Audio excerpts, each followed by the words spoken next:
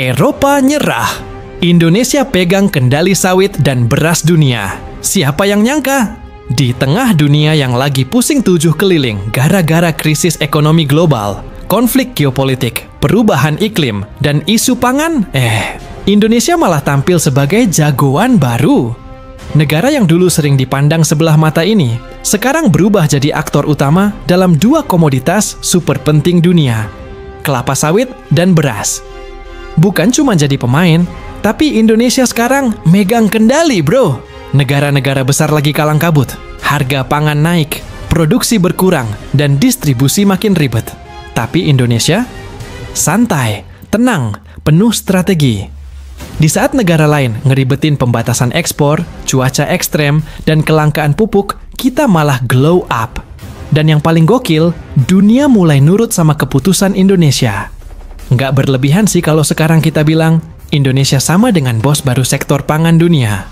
Ceritanya begini, cuaca ekstrim bikin banyak negara produsen beras kayak Vietnam, Thailand, dan India mulai ngerem ekspor mereka. Soalnya, kebutuhan dalam negeri makin tinggi. Nah, efek dominonya, dunia krisis stok beras. Indonesia muncul jadi penyelamat. Dulu kita sering impor. Sekarang, kita malah punya surplus. Beras premium lokal, dari yang aromanya wangi sampai rasanya legit, tiba-tiba jadi incaran pasar dunia. Negara-negara Timur Tengah, Afrika, bahkan sebagian Eropa mulai ngelirik Indonesia sebagai penyuplai utama. Beras Indonesia nggak cuma enak, tapi stabil dan konsisten. Gitu kata diplomat dari negara pengimpor. Bahkan katanya, Indonesia udah bisa jadi trendsetter beras organik dan berkelanjutan. Sawit. Dulu diboikot, sekarang dicariin. Lu pasti inget kan, gimana Uni Eropa sempet ribet banget nyebarin kampanye anti sawit. Mereka tuduh sawit bikin deforestasi lah, nyumbang emisi lah. Pokoknya nyalahin sawit Indonesia terus. Tapi sekarang, mereka balik arah. Soalnya mereka sadar, sawit itu penting banget buat banyak hal. Mulai dari minyak goreng, margarin, kosmetik, sabun, sampai biodiesel.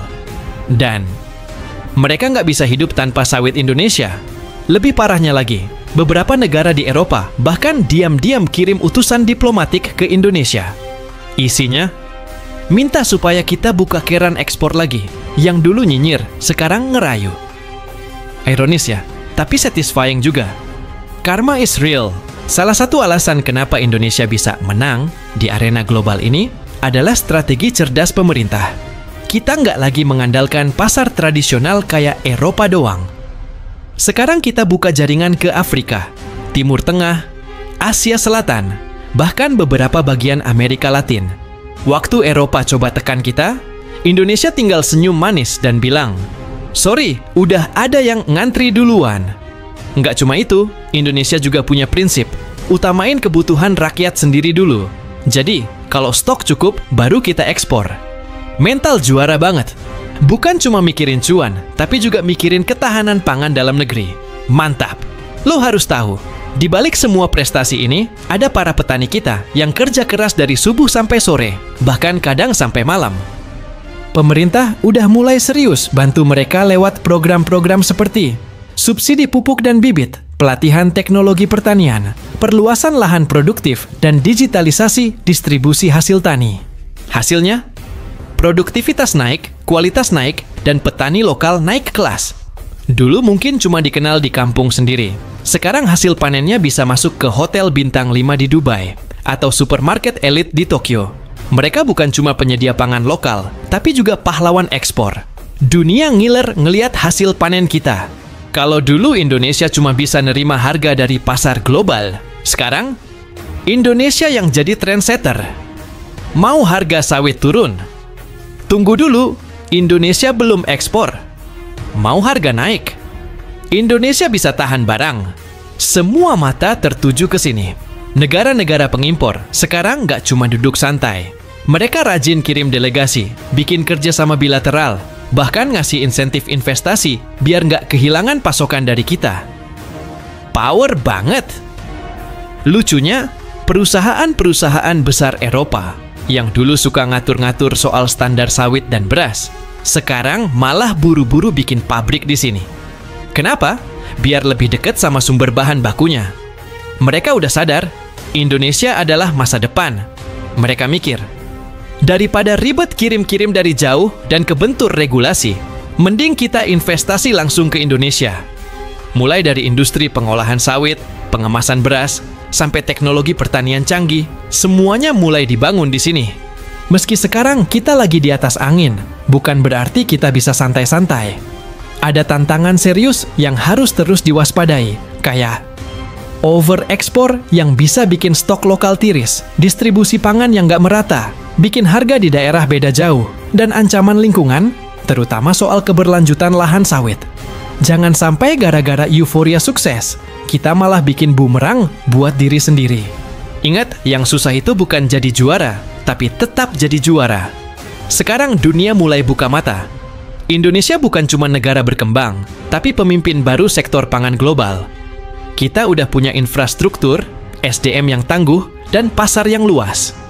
Kuncinya tinggal satu, pintar manfaatin momentum dan bertanggung jawab.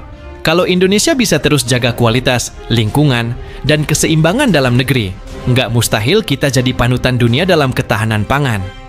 Bukan cuma untuk sekarang, tapi buat masa depan. Kita selama ini selalu mikir, kekuatan negara itu dari militer, ekonomi, atau teknologi. Tapi sekarang, ketahanan pangan jadi senjata baru. Dan Indonesia udah pegang kendali.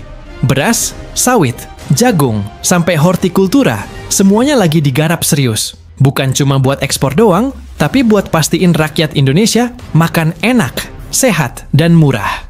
Ini bukan cuma soal dagang, tapi soal kedaulatan.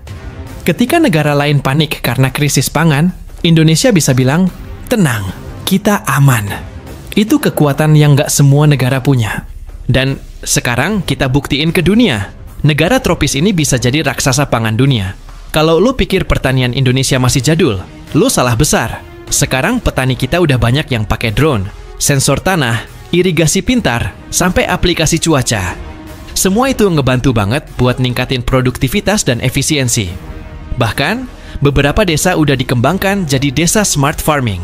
Petani bisa pantau suhu, kelembapan, dan nutrisi tanah lewat HP. Gokil nggak tuh? Dan hasilnya? Panen naik, rugi turun, dan kualitas makin oke. Ini juga jadi alasan kenapa produk pertanian kita makin dilirik dunia. Efek dominonya kerasa banget di ekonomi bawah. Dulu, petani dan buruh sawit sering dapat stigma kelas bawah. Tapi sekarang, mereka mulai jadi pemain ekonomi lokal yang berpengaruh. Bayangin, ada kelompok tani di Jawa Timur yang omset ekspornya tembus miliaran rupiah per musim. Di Sumatera, koperasi petani sawit bisa bikin sekolah dan klinik sendiri dari hasil jualan sawit. Di Kalimantan, komunitas petani mulai investasi ke energi terbarukan. Gak cuma dapat uang, mereka juga dihormati sebagai tulang punggung bangsa. Gengsi profesi petani pelan-pelan mulai naik. Dan ini penting banget buat regenerasi sektor pertanian kita. Dulu kalau ngomongin pertanian, orang lebih kenal India, Thailand, atau Brazil. Tapi sekarang, Indonesia mulai jadi brand sendiri di mata dunia. Beras made in Indonesia mulai masuk ke restoran mahal di Dubai. Sawit Indonesia jadi standar baru untuk green product di pasar Asia. Bahkan, beberapa chef internasional mulai kampanyein produk rempah dan hasil bumi Indonesia karena kualitasnya. Kita nggak cuma jual barang mentah, tapi mulai masuk ke branding dan nilai tambah. Ini penting banget biar kita nggak cuma jadi negara penyuplai, tapi juga pemilik pasar. Indonesia sekarang nggak cuma datang ke forum internasional bawa isu politik atau perubahan iklim. Kita udah mulai bicara pakai data dan pencapaian di sektor pangan. Ini yang disebut diplomasi pangan. Contohnya, waktu ASEAN Summit, Indonesia jadi pembicara utama soal strategi ketahanan pangan. Di KTT G20, delegasi kita bawa proposal kolaborasi ekspor pangan lintas benua. Bahkan di FAO, Indonesia diundang khusus buat presentasi soal sistem logistik beras digital yang kita bangun. Diplomasi kita makin kuat karena kita punya sesuatu yang ditakuti dan diinginkan dunia. Dan itu, pangan. Ini bukan lebay, tapi realita. Beberapa negara udah mulai bergantung sama Indonesia. Negara-negara di Afrika yang dulu lebih suka impor dari India atau Pakistan, sekarang lebih milih beras Indonesia karena lebih konsisten dan kualitasnya tinggi. Negara-negara Eropa yang dulu anti sawit, sekarang malah bikin nota kesepahaman biar bisa dapat pasokan rutin dari Indonesia. Lucunya, ada juga yang minta Indonesia kasih pelatihan ke petani mereka karena pengen tiru sistem kita. Yang dulu ngajarin, sekarang belajar. Karma manis coy. Perubahan mindset dari tukang ekspor jadi pemimpin rantai pangan. Dulu kita sering mikir, selama bisa ekspor banyak, itu udah sukses. Tapi sekarang mindsetnya beda. Kita bukan cuma penghasil bahan pangan, tapi juga pengatur ritme pasar. Indonesia bisa ngatur musim tanam dan panen biar nggak numpuk di waktu yang sama. Kita bisa prediksi permintaan global pakai AI dan big data.